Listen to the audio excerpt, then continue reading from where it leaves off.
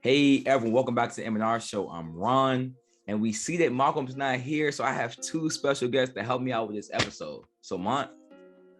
Yeah, you guys got me back again. Mont, I'm ready to talk some good talk with the fellas today. Now, yes, sir, I'm back. I'm pretty sure this is like my third or fourth episode on the show. So as always, I appreciate you guys for having me. I love when we can collab and get together. Yeah, for sure. And I mean, this is going to be a very interesting episode. We got some topics that have been buzzing throughout all the sports networks. So our first one we're going to start off with is, are the New England Patriots considered contenders now? Alec? I think they are. Now, of course, people who have seen me on the podcast before, they're going to know that I'm a Pats fan. They're going to know this is my, it might be a little biased. But the thing is I still think the Patriots are beatable. There's still, I would give it at least two AFC teams that, could easily give the Patriots a run for their money. But at this point in time right now, they're on fire. In November, they went 4-0. And that right there, that's got to tell you, Bill Belichick is catching heat at the right time. Playoffs are coming up. They're the second, I believe it's the second seed right now in the AFC. Had the Ravens lost, they would have been the first. So to take that, that jump, everyone was like, hey, this is their rebuild year. And then we watch what transpires throughout the season, and it's like, nah, it's really not their rebuild year. Bill Belichick is still a shark in the water, and he's still out for blood. Yeah, Mont, you can go. This Patriots team, I definitely think they are contenders, and they are showing that you can be a contender based off your main strength being coaching. I think the coaching for this team has been fantastic. Easy. They have put everyone in the right position to be successful every game. And they took a commanding lead of the AFC East with the rookie QB. Mac Jones, he's not doing too much. He understands he just got to play his role on a team where really play your role and everything will be fine, man. And he's making it look easy with guys like Bourne, Aguilar, Jacoby Myers. Like, who are these guys? Ramondre Stevenson is toting rock very good. Like, yeah. And we know the Patriots are always known for putting out those guys on the field that you don't know their names, but you're going to see on the field, their name don't matter. They're just going to make an impact. And the defense, good God, J.C. Jackson. Did Gilmore leave? I mean, he's been a pick machine. He's been a pick machine. Matthew Judon, top 5 in sacks. You can't really overstate what he's done. He's really just behind two guys. And I like the rookie Christian Barmore that they got. I think he's doing a pretty good job stuffing the hole for that New England line. I just think they're contenders. And to wrap it all up, you got Bill Belichick doing one of his best coaching jobs. And to be honest, they didn't have a bad record last year. They could have did something. Yeah, they were fine. Limitations with the quarterback. They fixed that with a rookie quarterback. They're contenders. Simply. Yeah, I'm gonna follow it up. I mean, I don't even think it's even fair. They have Jonathan Downs as a head coach in the NFL. Simply, that's a head coach. That's your offensive coordinator. It's 100%. No one's arguing that Jonathan Downs he should be a head coach. Now, we all know the dynamic that they have and why he's there, and I really respect the choice, actually. But it's not. You have two smart, brilliant minds in the same room. I think it's just been amazing. Baltimore might be one of the best deals in the draft. I mean, JOK has something to say about that, and Trayvon from TCU. But those second round picks, that's where you kind of win right now. It's just too good of a steal. Ramondre Stevenson is absolutely huge. Oh yeah, I mean, he's been great. Yeah, he's been great. I like what Ramondre's bought. Barmore though, it is like you said, it's really one there. It's one in the trenches, and then he's alongside guys in the division. Yeah, in the entire NFC. Whereas you look at teams like Baltimore, they got that guy over there. Like Lamar Jackson will do it. Regardless, now he has lost before to New England, but he's also beat Bill Belichick in his own house. So that's still something you have to look at, something you have to consider. Now, I really like what Kendrick Bourne is doing. I feel like he's a wide receiver 1 in New England. Now, as some folks are saying, they're like, well, who is this? If anybody watched them on the 49ers, he was doing the exact same thing. He was stretching the field for the 49ers and helping him make these impact. Yeah, he's helping him make these impactful plays. So, like you guys said, it's scary hours for sure in New England, and I can't wait to see. And the Titans are down too. Like the Titans are really hurt. I mean, people really been kind of getting. I don't like. A lot of people. I mean, people know that I like Ryan Tannehill on the show. I talk about him a lot, but he's not played bad. He has no one right now. AJ Brown's out. Julio's out. Derrick Henry's out. He still looks decent. Like they barely lost. I mean, they lost pretty bad last week. But like, I don't know.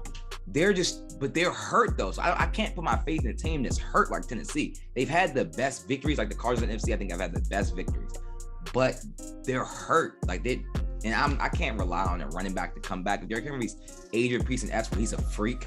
So I don't want to count him out. Like I just can't count him out. But like AJ, you're hurt again. Julio, this is the second year you've been hurt. It's like they're not in my top 3. I don't think anymore in the AFC, like in the playoff, like in my actual top 5 they were. But like in realism, like I don't think they are because they're just too hurt.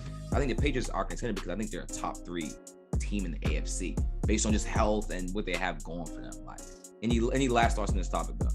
Yeah, just to piggyback off what you guys said, and you guys said that everybody in AFC is beatable, which is very true. That's why I think the Patriots having that next level coaching is really going to get them past teams in the playoffs. Stefanski, if they make it, better be ready to coach. Harbaugh better be ready to coach. Everybody in the AFC must be ready for sure to dial it in the playoffs against Bill Belichick. Do not let those guys get home field advantage because honestly, they might just take it all the way to the bowl. Yeah, and there's never been a rookie QB that's ever been to the bowl. Never. Ben was close, right? Ben was conference. Ben was very close. Oh, Ben and Flacco, I think we're pretty close. Yeah. This is that type of built team, though, in a way, like a new age of that type of team. So we'll see. Now moving on to our next topic. I mean, this has been one of the most highly, hot topics of the sports world. I have to ask my Oklahoma fans on the show: did Lincoln Riley make the right choice by leaving the Sooners? Yes. Now, it hurts me to say yes, but taking my fan cap off, realizing what Lincoln Riley is walking into, looking at the deal that he got, like if we just look at it real quick, good guy. His contract's $110 million. That's a bag. They're paying for both his houses in Norman. I think it was like $500. That's like instead of his $1 million bonus, they're paying $500,000 for each of his cribs. They got him a $6 million home in Southern California. I didn't even know about this. That's not bad. Like that, you can't complain about this. And on top of that, his family gets to use the private jet whenever they want. Oh God, this is a package. Like for a fact, and it says from what I've seen on Twitter. Now, of course, this isn't legitimate, but from what I've seen on Twitter, that's his legitimate deal. That's what he signed for. Like, how do you get offered a private jet and say no? Like, it hurts me to say this, but he made the right move. Like, you look at Norman, Oklahoma. Yes, it's a great place to coach football. It has such a tremendous and rich history in college football. But we're talking about Southern California here. Like, who wouldn't want to live here, raise a family over here in Southern California, and coach football at USC, who's also a pretty traditional school when it comes to college football? Now, yes, some people are going to look at it as, nah, he just didn't want to play in the SEC. Hell, that's how I look at it personally. Yeah. Lincoln Riley is just ducking smoke. He doesn't want to deal with the SEC. But at the same time, the Pac-12 isn't anything to be taken lightly. Like, there's wars in the Pac-12.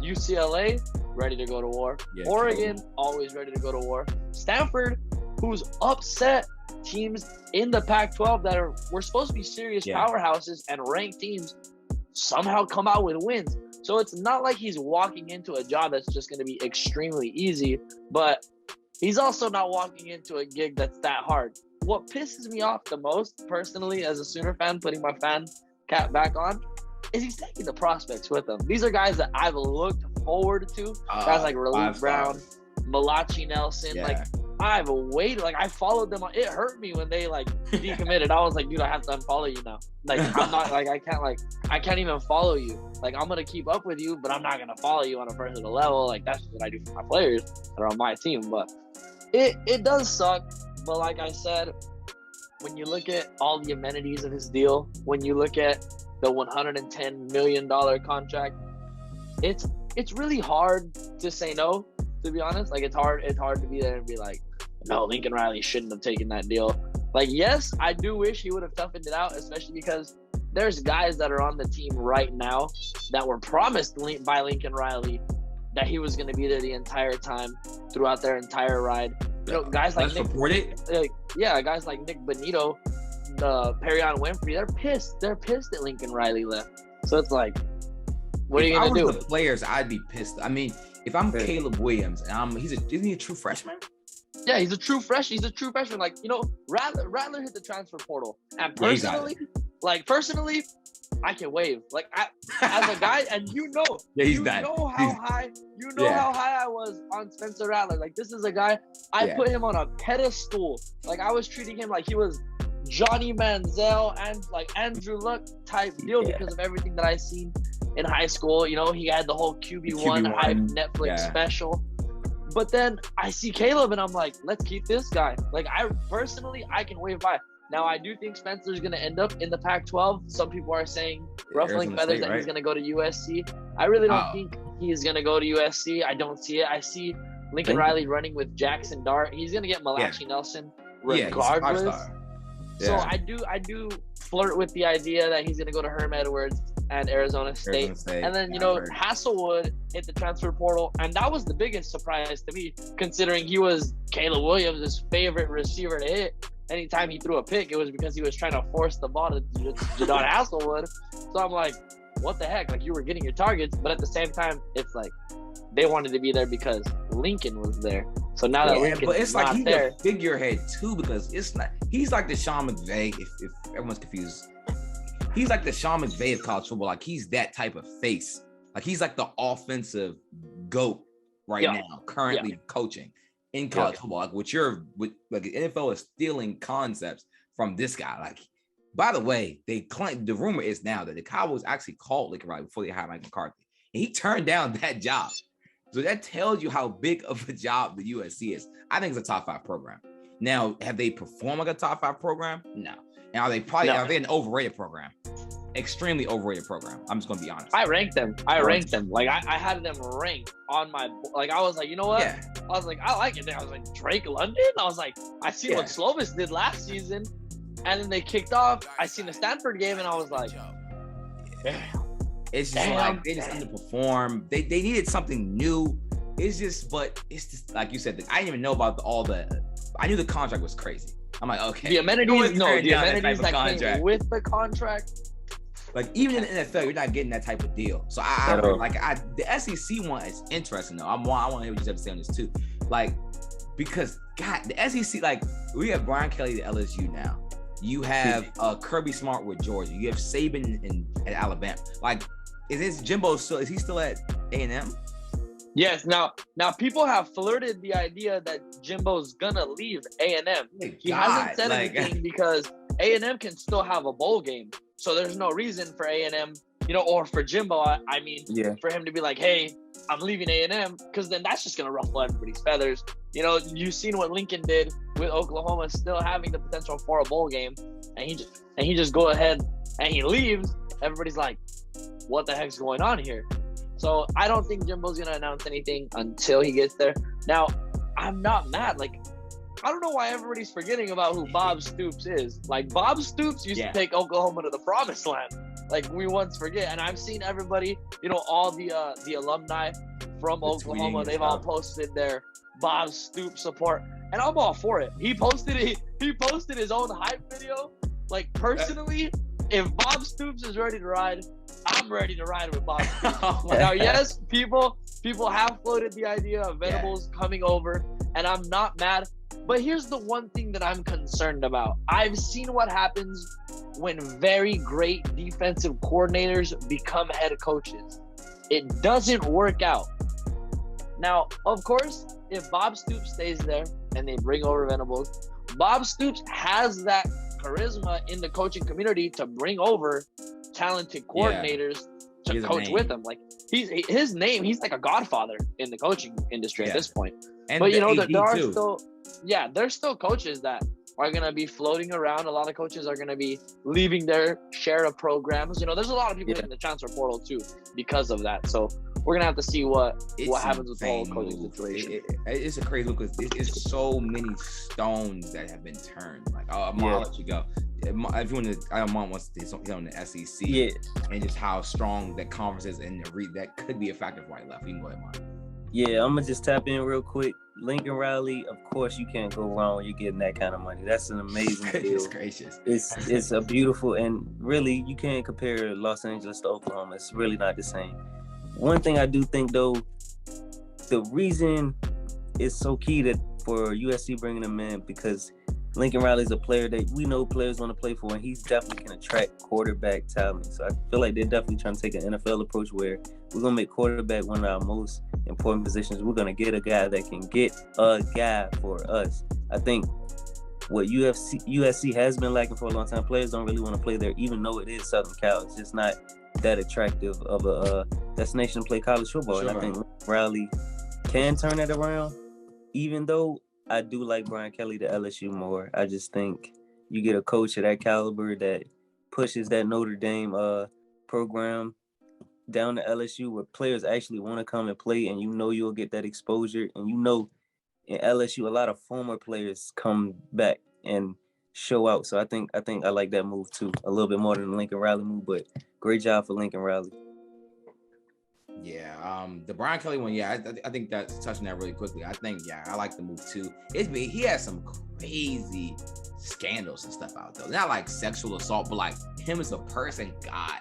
No, like, we've all seen the Robert Saleh, and he has some stuff that's been swept under the rug, but his coaching, his coaching gig, like it wasn't bad. He got, what was it, like 95 mil? Like, you know, like he basically told, like, you know, I don't know if anybody's seen my video, but there's a quote, DJ Khaled was on Drink Champs, and he told him, I need my bag. That's basically what Brian Kelly told Notre Dame. Like, and Notre Dame just couldn't match it, and he said, screw it, I'm going to LSU. They got a rich program, and, you know, like Lamont said, he doesn't play around. Like, I thought Notre Dame was going to be in a rebuild year. I had USC higher than Notre Dame. And Notre Dame is doing way better than what USC was doing. So it just goes to show that Kelly can put together literally anything that's given to him. So with the players that are going to be in LSU, especially some of them that are going to return, there's some tremendous talent over there. I can't wait to see. Like, Brian Kelly's going to get everybody into shape over there. So that's going to be good. SEC is still going to be producing, 2-3 playoff teams a year. Because some teams going to have 2 losses, and it's probably going to get in there because we lost like the best team we've seen in 5 years. The amount of coaching, there's going to be some coach. It's probably going to be Jimbo. It's going to be out of there. We're like, dang, that's a really good coach. That's probably like a top coach in another conference. We're like, but he just can't hang with the Kirby Smart and Saban, and it's just too many guys. So it's going to be a dogfight in the conference. I can't wait to see it in the Pac-12. I just to get back on that before we leave. I think it's good because Oregon's been really good, but they're really got to have some comp. UCLA is getting better every year. Typically's been there. I think they'll keep getting better. Like, I don't know, 2 years down the road, that was a long rebuild that he knew he was jumping into. They've been getting better. Like, they've been recruiting a lot better. From the market is really good, but they haven't been getting as many California kids as I'm pretty sure even he would like. But eventually they're gonna start winning. We all know Chip Kelly can coach offense. I just think that conference is going to improve too. I like where college football is going. It's just looking more competitive. More competitive equals more money for the sport. So that's my last thing. Anyone else anything to say? I'm good. Well, I mean, I'm gonna be good for the day. Well, again, thank both of you for coming on, for real. And for the fans that watched the episode, I know a lot of people have been asking us to do both of these topics, either on a live or on an episode. So we wanted to bring both these two to everyone. But just make sure that you all follow our page at Malk and Ron Show on Instagram and Twitter, and M&R Show on YouTube. And both of you can drop your handles as well. Yeah, you guys can check me out sometimes on the M&R Show, Tuesdays and Thursdays. But on Instagram, MoneyMon_2. Check me out. I'll be posting some decent content, in my opinion, on certain sports topics. Yes, sir. Yeah, make sure y'all check me out, man, on Twitter at AlecElijah12. I got some stuff coming out with Rashad Phillips and the Sports Talk 2319 team. We're gonna have some NFL stuff coming out. I'm pretty sure I'll be having my first Heisman article out within 2 weeks of this video being posted. So hopefully that's out. But definitely check me out, man. All right.